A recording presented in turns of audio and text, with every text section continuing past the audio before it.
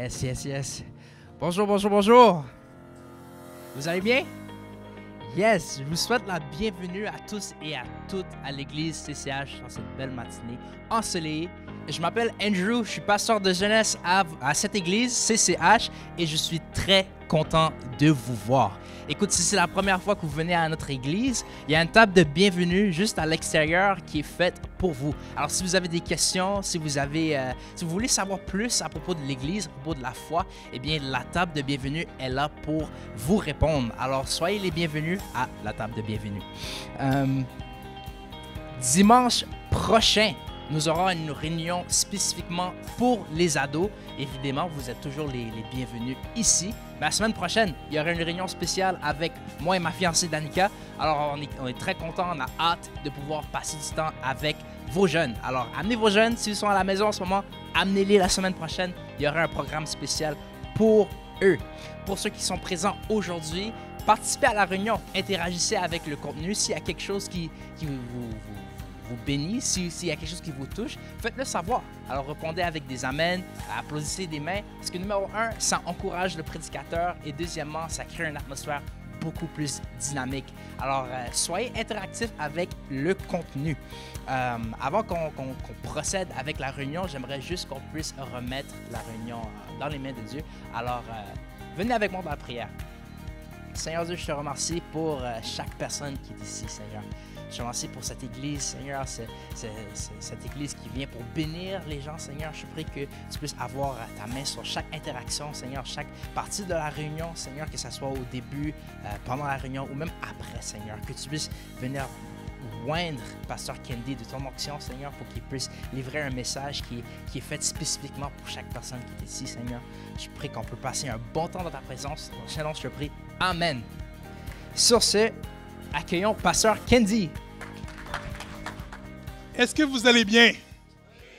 Nice. J'aime ça quand on me répond comme ça. Priez pour moi durant la prédication. Je prêche toujours avec des feuilles. Et ce matin, mon imprimante a voulu faire la cachotière, je ne sais pas quoi, elle voulait me donner de la misère.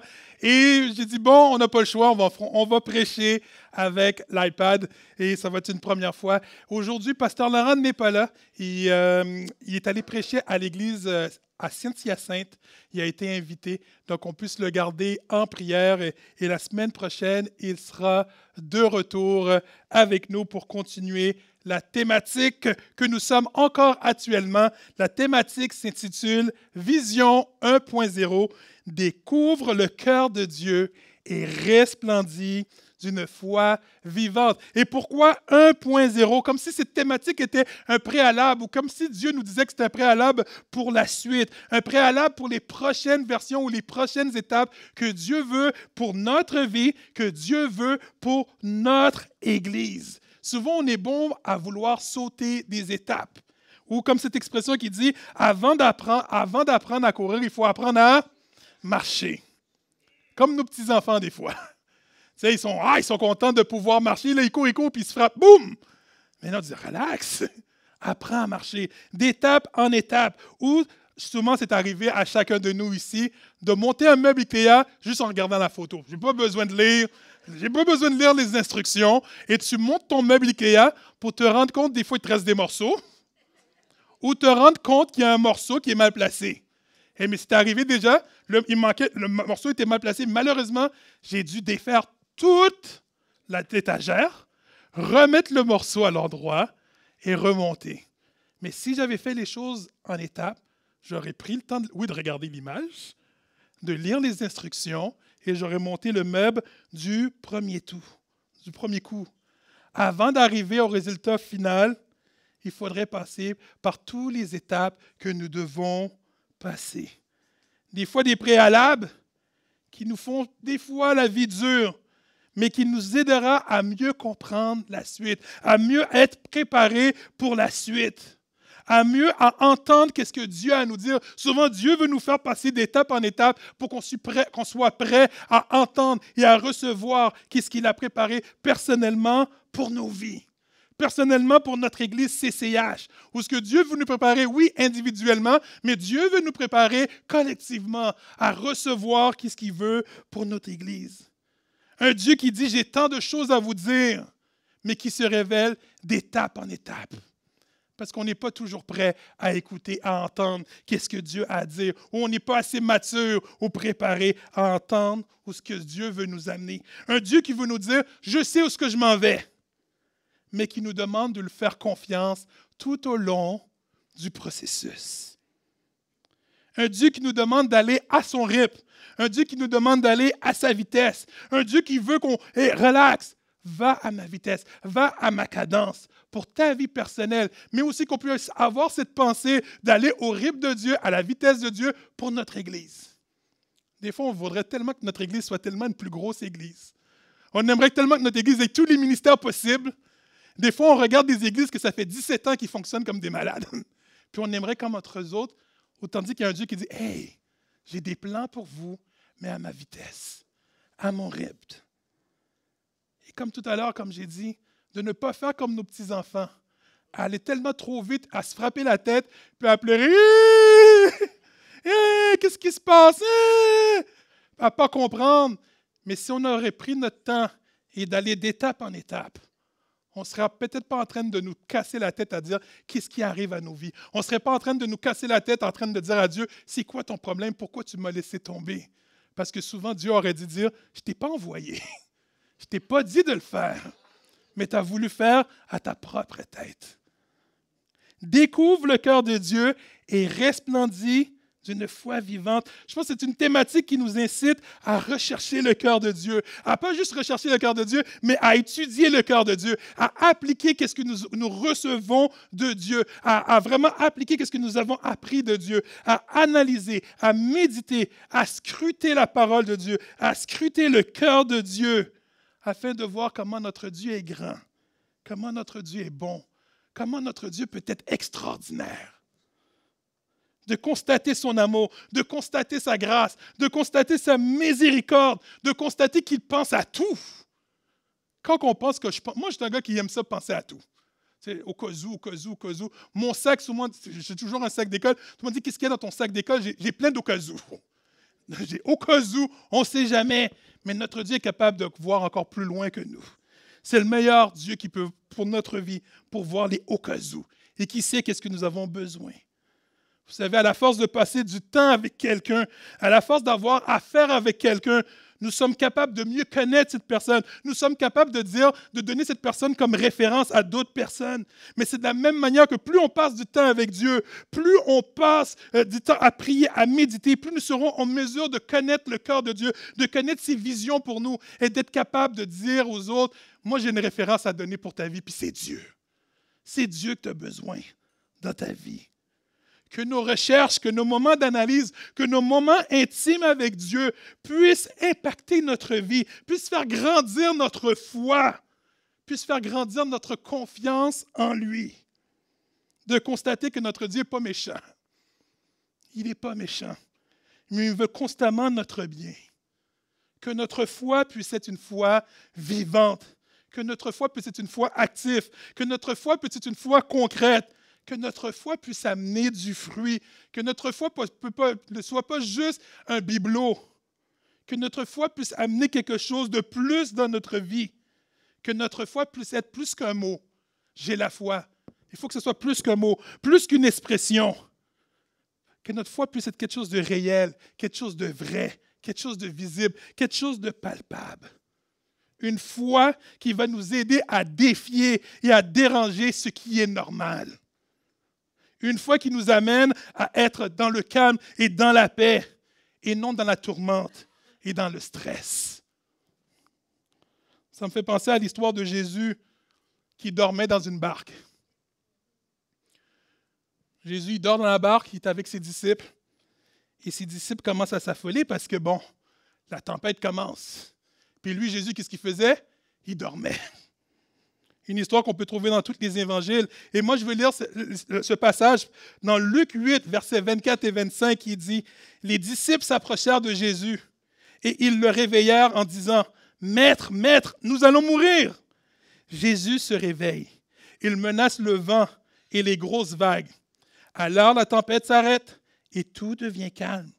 Jésus dit aux disciples « Où est votre foi ?»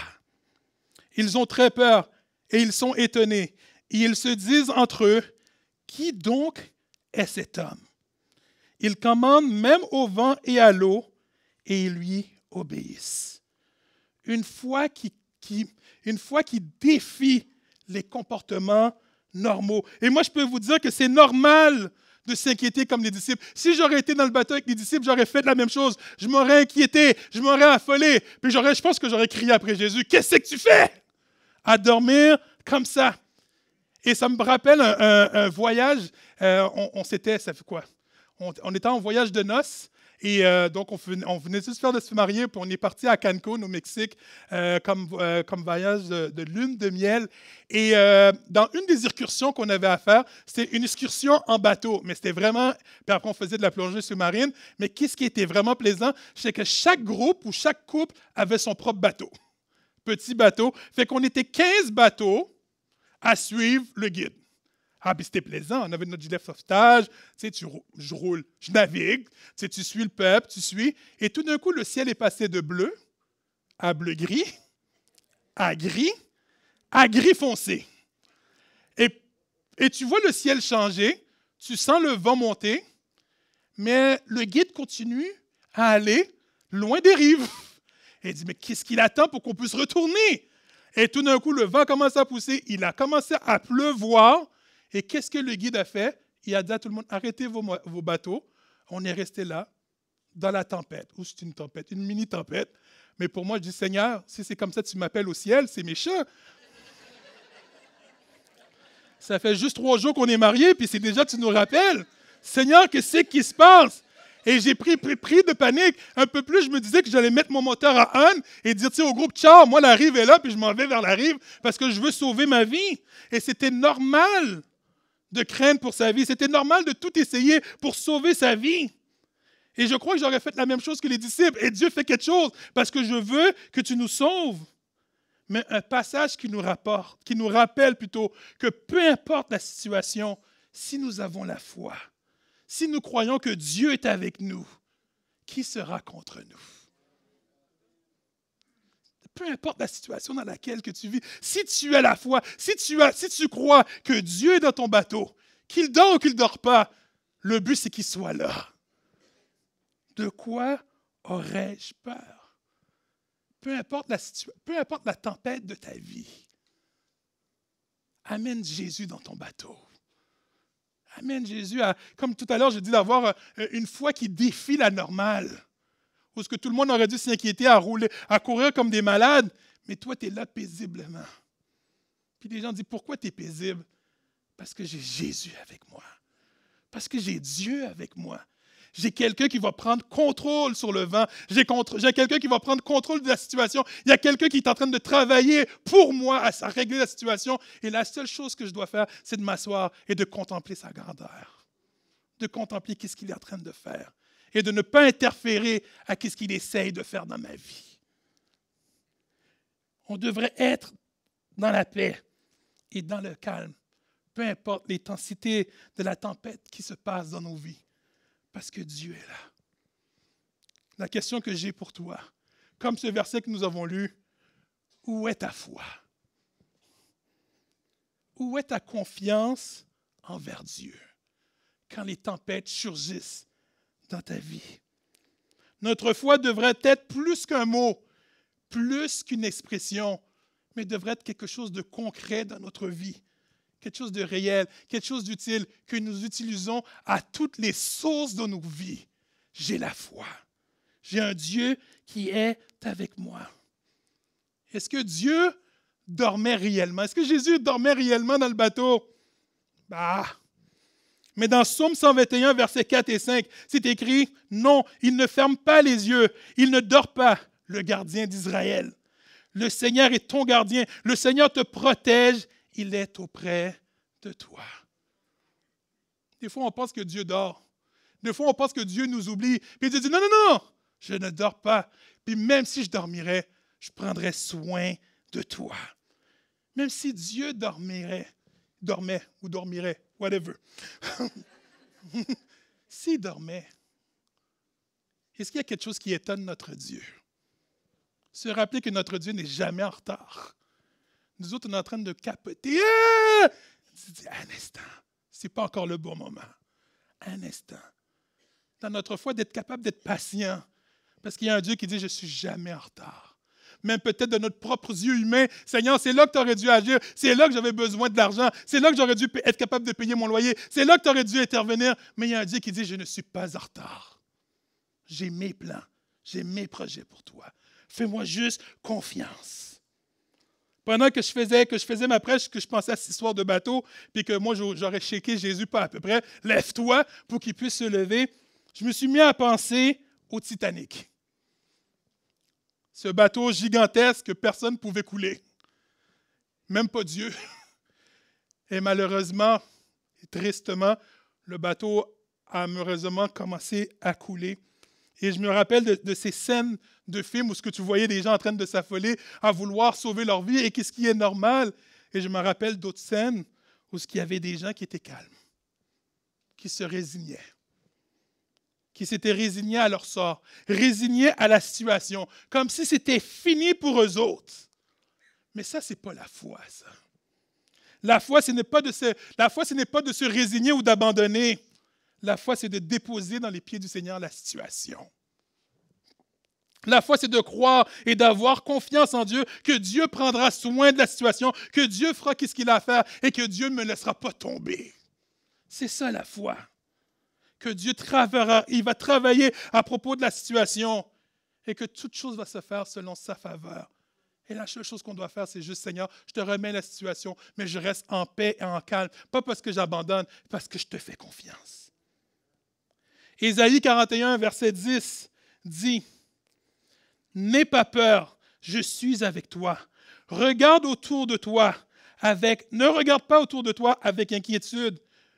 Oui, ton Dieu, c'est moi. Je te rends fort.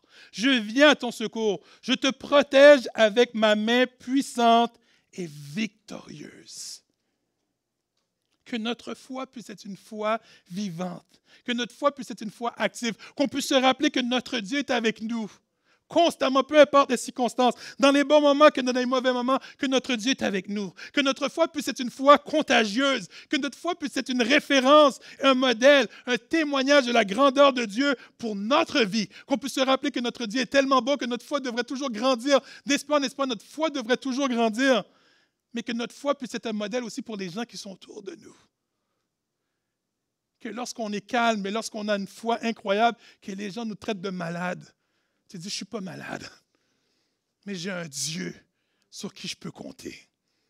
Un Dieu qui dit, arrête de t'affoler. Un Dieu qui dit, sois juste calme, je vais régler la situation. Peut-être pas à ta manière, mais je vais régler la situation. Et tu me verras voir. Tu verras qu'est-ce que je suis capable de faire dans ta vie. Qu'on puisse être une bénédiction pour les gens qui sont autour de nous. Il y a cette phrase qui dit que la foi fait bouger les montagnes. Puis je dis, oh wow! D'avoir la foi que oui, Dieu est capable de bouger la foi, notre foi est capable de bouger les montagnes. Et je suis vu dans ma tête, si j'ai une montagne dans ma vie, oui, la montagne va se tasser, mais la montagne ne va pas juste se tasser pour moi, mais la montagne va se tasser pour tous les gens qui sont autour de moi. Ma bénédiction va devenir aussi leur bénédiction. Lorsque tu as des problèmes financiers, lorsque tes montagnes financières s'écartent, ce n'est pas juste toi qui es béni, mais c'est toute ta famille aussi qui est bénie. Que notre foi puisse être un témoignage pour les gens qui sont autour de nous. Que nous puissions, de toutes les fois que Dieu intervient, que nous puissions témoigner et dire aux gens comment notre Dieu est grand. Encourager les gens à aussi avoir une grande foi en notre Dieu. Notre foi est la résultante, je pourrais dire, de la grandeur de notre confiance avec Dieu. Plus on fait confiance en Dieu, plus notre foi grandit. Notre foi est la résultante de notre relation avec notre Dieu. De passer du temps avec Dieu, de le connaître. De dire, si Dieu agit comme ça, parce qu'il a une raison pour, mais c'est à force de passer du temps avec lui qu'on va essayer de comprendre juste un petit peu son raisonnement. Parce que des fois, qu'est-ce qui est vrai aujourd'hui, des fois demain, c'est pas vrai. Mais il y a un Dieu qui agit encore, mais à sa manière. Notre foi en Dieu est la résultante de la compréhension de qui qu'il est. Un Dieu qui nous aime. Tout ce que Dieu fait, c'est pour notre bien. C'est comme nous avec nos enfants. Quand on dit à nos enfants, non, c'est pas bon, puis nos enfants, la première chose qu'ils disent, t'es méchant. T'es méchant. de dire à nos enfants, si tu savais, ce n'est pas de la méchanceté, mais c'est de l'amour. Mais souvent, on réagit de la même manière avec notre Dieu. Dieu, c'est pas juste, t'es méchant. Mais Dieu dirait la même chose envers nous. Si tu savais, c'est de l'amour. Si tu savais que je suis en train de te protéger, c'est de l'amour. Si tu savais qu'est-ce que je savais, tu serais horrifié. C'est de l'amour que j'ai pour toi. Le plus de place qu'on laisse à Dieu, le plus grande devrait être notre foi. Si j'aurais un titre à donner à ma prédication, j'aurais dû le dire au début, c'est « Comment va ta foi? » Comment va ta foi? Ou comme le verset qu'on a lu précédemment, « Où est ta foi? » Nous essayons tous de faire attention à notre santé. On fait toute attention à notre état émotionnel. On fait toute attention à notre physique, à perdre du poids, à comment on s'habille. On fait attention à plein de choses, à notre cholestérol, etc., etc. On fait attention à cette attention. On fait attention à plein de choses. Mais est-ce qu'on fait attention aussi à notre foi? Est-ce qu'on prend aussi le temps d'entretenir notre foi? Est-ce qu'on s'assure que notre foi va bien? Régulièrement, on prend des rendez-vous au médecin pour faire un check-up, pour voir que tout va bien. Mais est-ce que ça nous arrive de temps en temps de faire des check-ups avec Dieu? Et de voir est-ce que ma foi et ma relation avec toi, Seigneur, est-ce que ça va bien? Il y a ce vieux chant, je ne sais pas pourquoi je pense à ce chant qu'on chantait, ça fait longtemps, qui dit « Avec Dieu, nous ferons des exploits, car c'est lui seul qui écrase l'ennemi.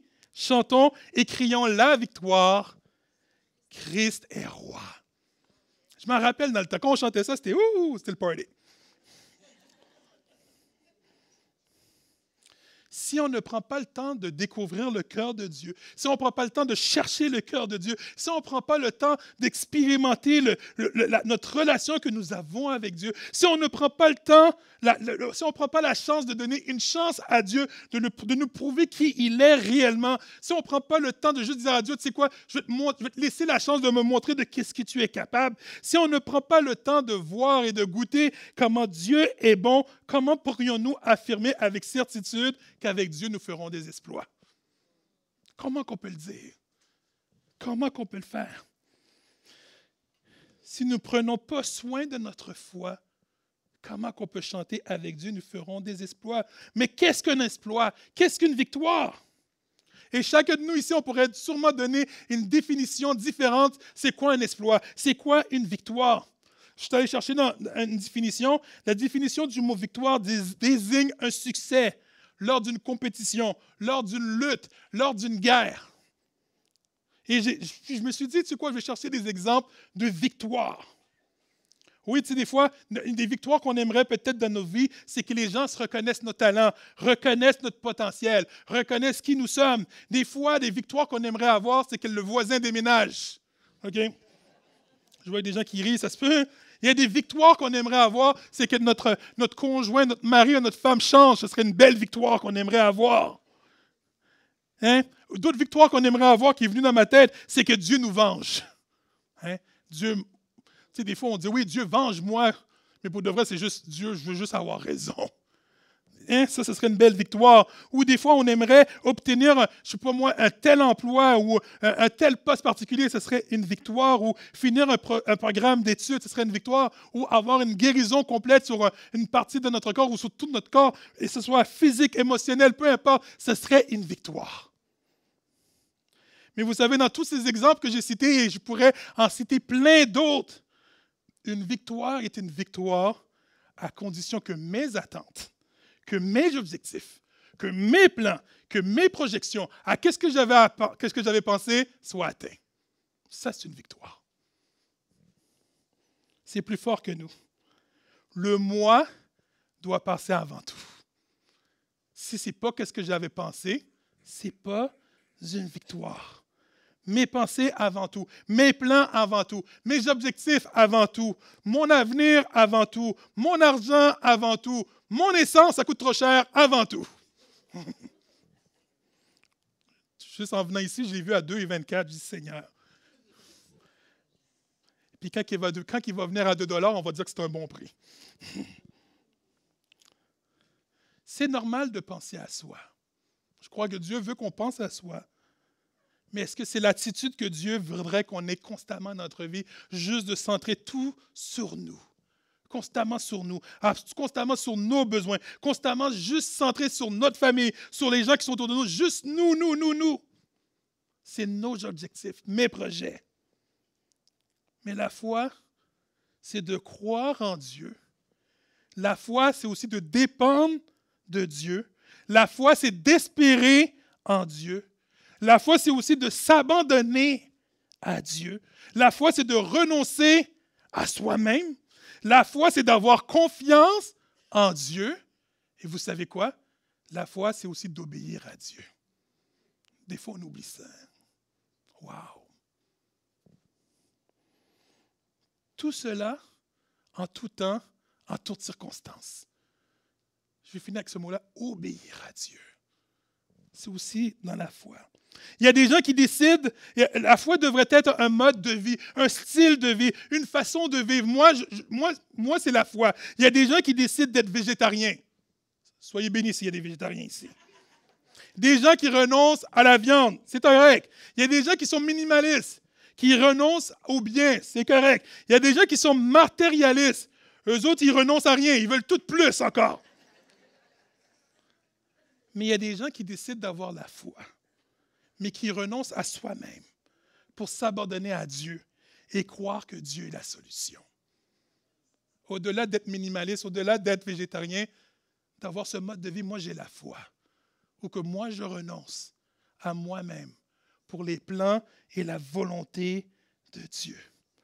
À ma dernière prédication, j'ai prêché sur le titre du lâcher-prise. Où ce que la foi, en fait, compte, c'est le lâcher-prise de qu'est-ce que nous espérons. C'est le lâcher-prise de qu'est-ce que nous espérons. C'est le lâcher-prise et de laisser Dieu gérer les affaires à sa manière en lui faisant confiance. Et des fois, c'est ce bout-là qu'on a un petit peu de misère.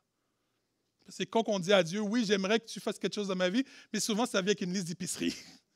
Avec telle caractéristique, c'est comme ça, Seigneur. Ou sinon, ce n'est pas une victoire, ce n'est pas un exploit. Mais si on prend la définition, si la foi vraiment, c'est de s'abandonner à Dieu et de laisser Dieu faire qu'est-ce qu'il a à faire, peut-être notre définition d'exploit ou de victoire devrait changer.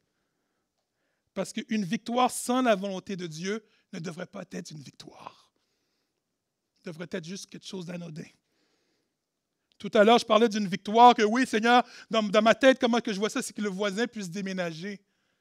Peut-être si on le remet, le voisin des mains du Seigneur, le Seigneur peut faire les affaires d'une autre manière, peut-être changer le cœur du voisin, changer le comportement du voisin.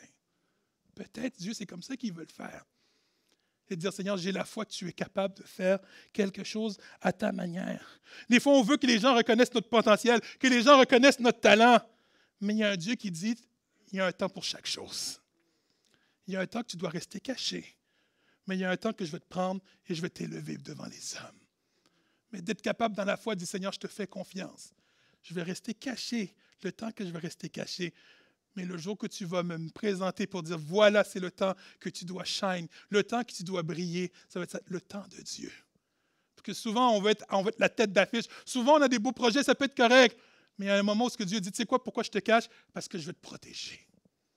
Je ne veux pas te perdre. C'est ça l'amour de Dieu. Ce que Dieu dit, je veux te garder à mes pieds. Si je te laisse aller, ça se peut que tu ne reviennes pas à moi. Mais je te protège et je te garde. De garder le temps de Dieu. De garder, dire Dieu, fais ce que tu as à faire. Peut-être des fois, dans nos requêtes, on aimerait que Dieu change nos maris, notre conjointe, notre femme. Ça arrive des fois. Oui, Dieu est capable de changer les cœurs. Dis, Seigneur, je te remets la situation. Oui, Seigneur, je sais que tu es capable de changer les cœurs. Je sais que tu es capable de transformer des vies, mais à ta manière. Pas selon ma liste d'épicerie, mais à ta manière, à ta vitesse. Et selon pas mes critères, selon les tiennes. Parce qu'en même temps, on est en train de prier, Seigneur, fais ce que tu as à faire, mais il y a un Dieu qui dit, mais tu dois être patient. Parce que Dieu va faire les affaires en étapes. À un moment où le Seigneur te dit, tu sais quoi, oui, tu veux me remettre ton mari, mais est-ce qu'en même temps, tu veux te remettre aussi à moi aussi? Un Dieu qui peut faire les choses de différentes manières. Ou ce qu'on veut des fois dire, Dieu, venge-moi, parce qu'il faut qu'il voie que ce n'est pas correct, Seigneur. Il y a peut-être un Dieu qui, qu'est-ce qu'il veut dans ses plans, dans sa volonté, c'est de te donner la paix. que tu puisses être capable de pardonner, que tu puisses être capable de passer à autre chose. Parce que la vengeance ne règle pas la paix du cœur. Des fois, on dit, oui, venge-moi. Oui, ok, je l'ai fait, puis ça n'a rien changé. Mais un Dieu qui dit, ce n'est pas la vengeance que tu as besoin. Tu as besoin d'être guéri, d'être restauré en dedans de toi. C'est ça que ce Dieu est capable de faire. Des fois, on veut la guérison complète. Seigneur, je ne comprends pas, j'ai tel bobo, j'ai telle chose dans ma vie. Mais il y a un Dieu qui dit, rappelle-toi que je suis là avec toi. Et je serai là avec toi. Je ne t'abandonnerai jamais. Sommes-nous prêts réellement à renoncer à soi-même et à faire confiance à Dieu dans toutes les circonstances de nos vies? Sommes-nous prêts à abandonner ce que Dieu nous demande de faire? Est-ce qu'on est prêt? Sommes-nous réellement conscients des paroles que nous chantons? Et ça nous arrive des fois de chanter ici, « Jésus, je te suivrai ». Et j'aimerais, j'aurais dû filmer la scène, tout le monde, « Yeah! » Puis quand Dieu dit, « Hey! » Et là, tu fais, « Ouh! » Quand Dieu te demande de pardonner ton mari et ta femme, ou ta femme, « C'était dans le contrat, Seigneur. » Jésus, je te suivrai, il y a comme un blocage.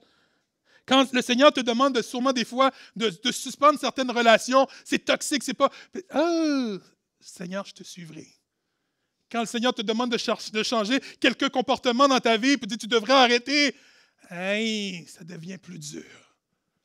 Ou le Seigneur dit tu devrais arrêter, mais Seigneur, comment je vais faire pour telle chose? Le Seigneur dit, tu sais quoi? Je te dis d'arrêter parce que moi, je vais pourvoir tes besoins. D'être capable de dire, Seigneur, si j'y arrive pas, c'est ce montant d'argent-là qui m'aide à être capable d'y arriver, mais il y a un Dieu qui dit, mais au-delà de ça, est-ce que tu crois que je suis capable de te faire passer au travers de ta situation économique? De manière clean, de manière légale. Dieu nous demande souvent de lâcher prise. Des fois, lâcher prise sur des choses qui nous tiennent vraiment à cœur. Mais des fois, c'est plus compliqué.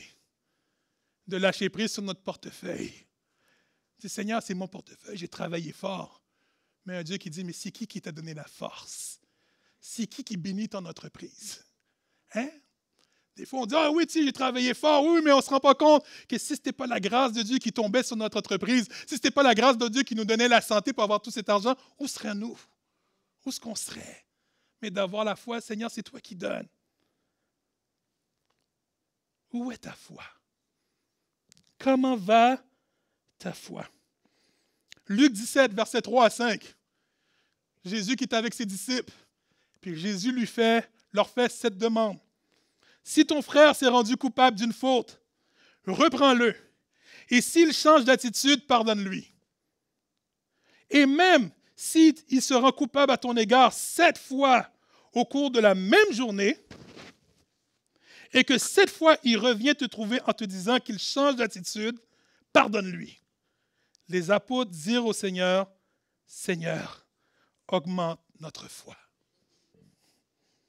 Pardonner à quelqu'un une fois, c'est facile. C'est plus facile. Constamment pardonner à quelqu'un, même peut-être pour les mêmes choses, à un moment donné, on dirait que c'est le bout du bout. On coupe la communication. Je ne suis pas là parce que c'est impossible. Mais c'était la demande que Jésus avait faite à ses disciples. Tu dois pardonner. Mais les disciples ont fait cette demande à Dieu. Pas de problème, Jésus. Tu veux qu'on pardonne. Mais Seigneur, augmente notre foi. Augmente notre foi. Parce que par notre propre manière, par notre propre force, on ne pourra pas y arriver. La foi, comme j'ai dit tantôt, c'est de croire que Dieu existe.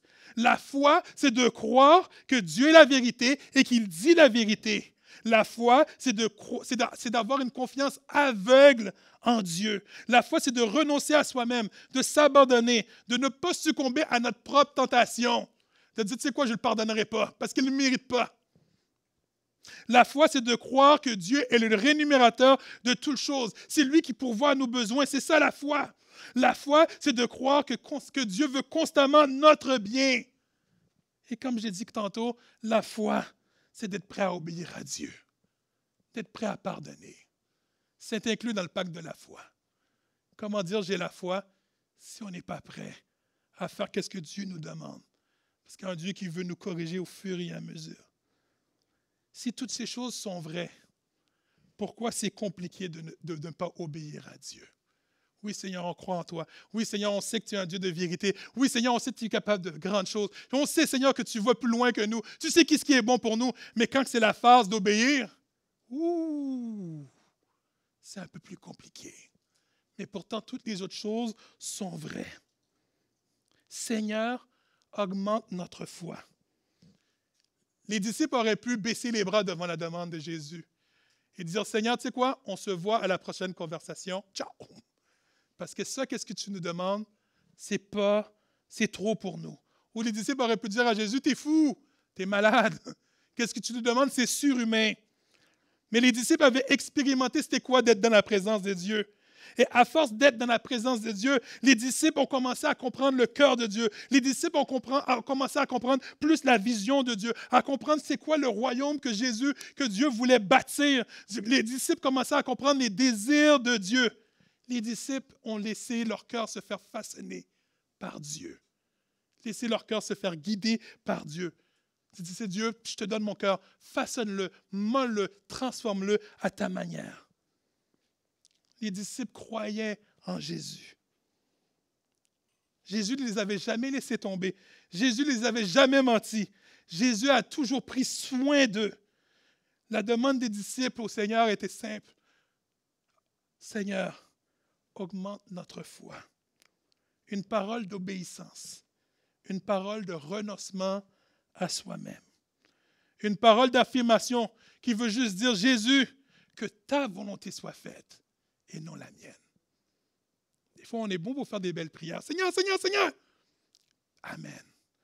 Mais combien de fois qu'on oublie, Seigneur, Seigneur, Seigneur, puis à la fin de nos prières de dire, que ta volonté soit faite. De renoncer à soi-même. Seigneur, nous voulons t'obéir. Seigneur, nous voulons te suivre. Mais Seigneur, nous avons besoin de ton aide. Seigneur, augmente notre foi. Ce n'est pas à propos de nos plans. Des fois, on pense à ça. Ah, yes, plus de foi, ça va être à propos de mes plans, de mes désirs. Mais c'est à propos des plans de Dieu pour notre vie. Seigneur, augmente notre foi pour être prêt à faire ce que tu nous demandes de faire. Jacques 6, verset 1. Jacques 6, chapitre 1, verset 5 à 6 nous dit, « Si quelqu'un parmi vous manque de sagesse, il doit la demander à Dieu. Dieu lui donnera la sagesse. En effet, Dieu donne à tous généreusement, sans faire de reproche. Mais il faut qu'il la demande avec foi et sans douter. » Les disciples n'ont pas demandé de la sagesse à Dieu. Les disciples, qu'est-ce qu'ils ont fait? Ils ont demandé à Dieu, à Jésus plutôt, « Seigneur, augmente notre foi. » Qu'on puisse être comme les disciples. Souvent dans nos vies où on voit des situations, on dit « Seigneur, je ne pourrais pas y arriver. » Mais de dire à Dieu, « Seigneur, Dieu, augmente notre foi. » Parce que nous savons qu'il n'y a rien d'impossible pour toi. C'est pour ça que nous venons à toi, pour que tu puisses nous aider. Comment va ta foi?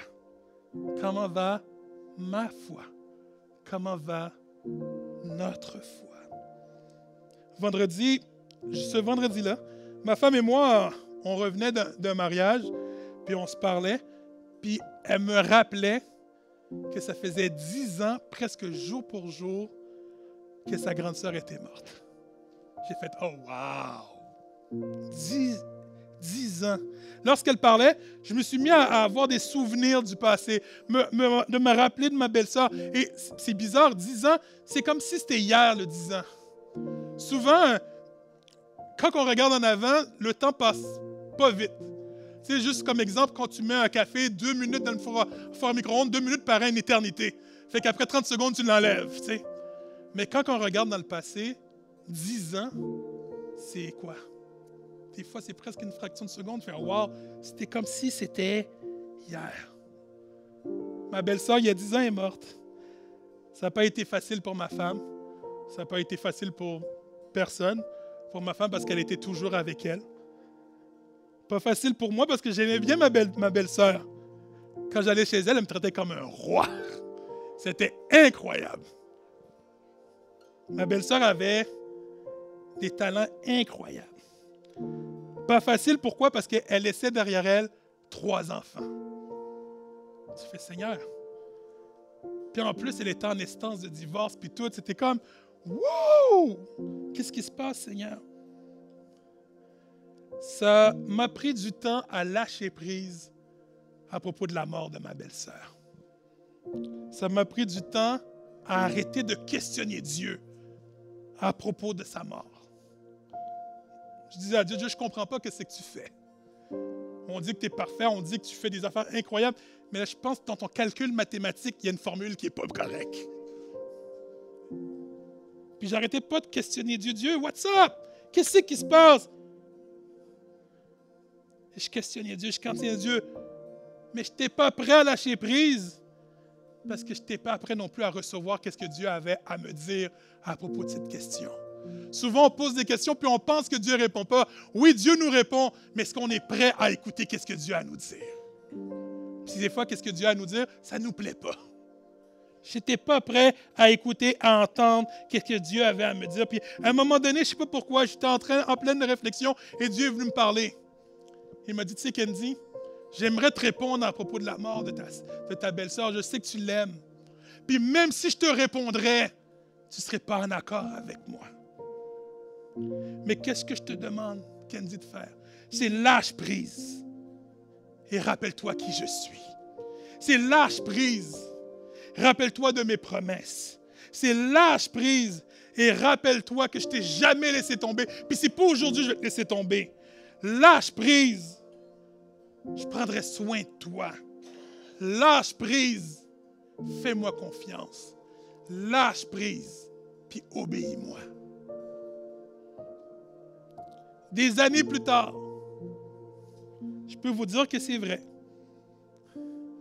Là, Dieu pourrait me parler, je pourrais le prendre, qu'est-ce qu'il me dit, puis je comprends. Je dis, Seigneur, que tu es parfait. Mais à un moment donné, je savais que je n'étais pas capable d'écouter ce que Dieu avait à me dire. Il avait raison. Je n'étais pas capable d'accepter et de comprendre ce qu'il avait, puis ce n'était pas le temps, c'était correct. Des années plus tard, je peux vous affirmer que c'est vrai. Au travers des années, Dieu ne nous a jamais abandonnés. Dieu a pris soin des 3 enfants. Tu sais, il était en séparation, les enfants étaient plus avec la mère. On savait là, le père réclamait les enfants. On dit, Seigneur, comment que ça va arriver? On s'inquiétait. Est-ce que le père pourrait vraiment prendre soin d'eux? Puis c'était toute une chicane. Mais après toutes ces années, on peut vous dire que oui, Dieu a pris soin d'eux. Ça n'a pas été parfait avec le père, mais Dieu a pris soin d'eux. Et les voir aujourd'hui, les 3 sont des adultes. Les 3 sont portants, ils sont bien. Les 3 aiment Jésus de tout leur cœur. Tu dis, wow, Seigneur, c'est vrai que sur le coup, je ne peux pas comprendre, mais avec un recul, oui, Seigneur, tu es un Dieu qui est grand. Tu es un Dieu qui est bon. Dieu a pris soin des enfants. Même dernièrement, j'étais comme nostalgique. Je pensais à ma belle-sœur, mais de voir comment Dieu a pris soin des enfants, ou ce qu'un des enfants est rendu dans un, je pourrais dire, dans qu'est-ce que peut-être Dieu l'appelle. Pour ceux qui écoutaient Star Academy, mon neveu, c'est qui? C'est Daphné. Bon, ma femme, je sais pas. Oui. C'est Daphné. De voir, tu dis, wow!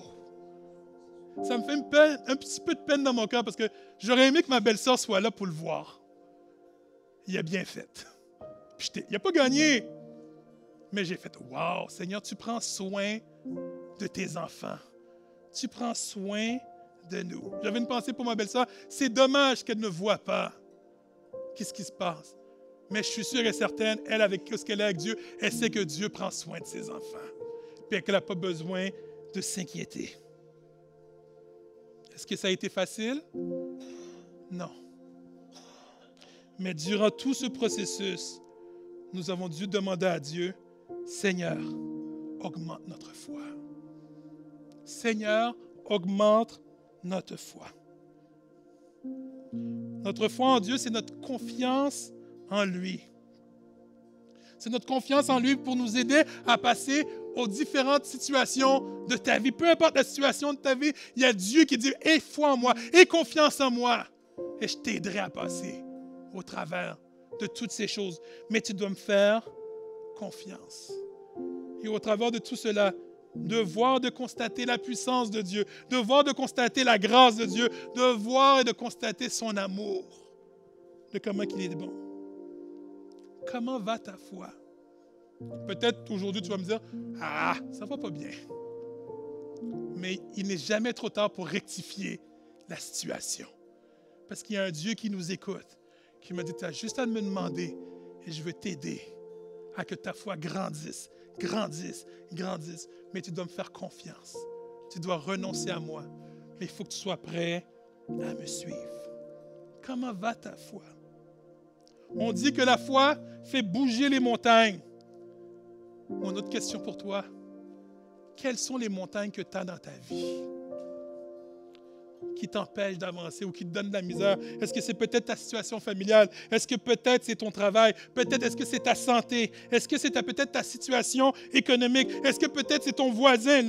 Lâche le voisin. Est-ce que c'est peut-être une amitié qui c'est une montagne pour toi? Ou peut-être c'est la perte d'un être cher qui est une montagne pour toi? Peut-être la montagne que tu as dans ta vie, c'est peut-être toi-même. Il y a peut-être des défauts dans toi, des situations de ta vie. Seigneur, il faut que tu m'aides parce que cette montagne-là, elle est lourde à porter. C'est quoi qui te vole ta paix? La seule chose que je peux te recommander, c'est amène ta situation à Dieu, car il a le pouvoir de toutes choses. Tente ta chance à Dieu. Et puis je peux te dire, tu n'as rien à perdre. C'est sûr qu'il va te régler ta situation. Mais de venir avec foi. Quand Dieu dit de venir avec foi, c'est pas juste dire, c'est oui Seigneur, j'ai confiance en toi, mais c'est aussi de dire Seigneur, je renonce à qu'est-ce que tu vas faire, mais je te fais confiance. Et d'obéir à Dieu afin que ta situation puisse se régler. Souvent, Dieu nous parle constamment, puis il nous dit, tu sais quoi, voici ton problème, puis voici qu'est-ce que tu dois faire. Mais des fois, on résiste. Je dis, Seigneur, il y a peut-être une autre manière de faire. Non, il y a une seule manière de faire, c'est de faire qu'est-ce que je te dis de faire. Mais d'avoir cette confiance en Dieu pour dire, Seigneur, ce ne sera pas facile, mais je vais faire ce pas de foi. Mais Seigneur, augmente ma foi. Augmente. Mets ta main sur moi. La foi, pour finir, c'est de garder Dieu sur son trône de nos vies, peu importe ce qu'il va décider. Seigneur, je t'amène cette situation, puis pour ma belle-sœur, on a prié. On a prié! C'était incroyable. Seigneur, il aurait dû guérir ma belle-sœur. Mais ce n'était pas sa volonté. Lui, il avait d'autres plans. Mais après tout ça, Seigneur, on te laisse sur ton trône parce que tu sais mieux que nous qui ce qui est meilleur pour nous. Et puis qui ce qui est mieux pour ma belle-sœur aussi. Nous, de notre côté orgueilleux, oui, on veut la garder avec nous. Oui, on aimerait. C'est vrai qu'on aurait aimé la garder avec nous. Mais qui dit, pas qui dit, c'est sûr et certain qu'elle est mieux avec Dieu qu'avec nous. Mais de notre orgueil, oui, on voudrait la garder, c'est pas juste. Mais il y a un Dieu qui dit, tu sais quoi, je connaissais la suite. Elle est mieux avec moi qu'avec vous. Seigneur, augmente notre foi. Que ça soit le sujet de prière de chacun de nous. Que tantôt on va aller en prière, qu'on puisse élever nos montagnes à Dieu. Qu'on puisse élever nos situations dans nos dieux, qu'on puisse élever nos vies, qu'on puisse élever notre foi en Dieu, qu'on puisse élever notre confiance en Dieu, qu'on puisse élever toute notre vie. Dis, Seigneur, on te remet nos montagnes, mais Seigneur, augmente notre foi afin que ta volonté puisse se faire. Que ton miraculeux puisse se faire dans nos vies. Est-ce qu'on peut se mettre debout?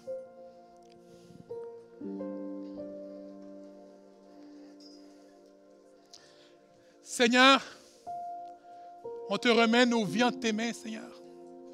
On te remet nos montagnes entre tes mains, Seigneur. On te remet nos situations entre tes mains, Seigneur. Il n'y a aucune situation que tu n'es pas capable de bouger. Mais Seigneur, on te demande d'augmenter notre foi.